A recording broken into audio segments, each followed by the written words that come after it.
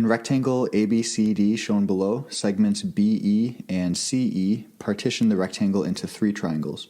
Given DE equals 7 centimeters, BE is 26 centimeters, and CE is 25, what is the length in centimeters of BC? Well, the first thing that I notice is that the two sides that are given to us make two sides of a triangle with the side that we're looking for, but it's not a right triangle, so we can't use Pythagorean theorem there.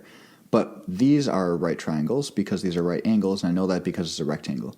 And in the top right triangle, we only know the hypotenuse, so that's not super helpful for us right now.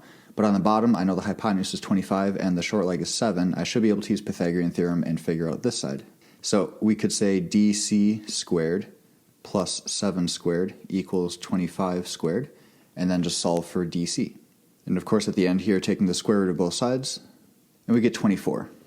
Notice how they gave us an answer of 24, and you might be tempted to say that that's your answer, but remember all we found so far is this bottom side.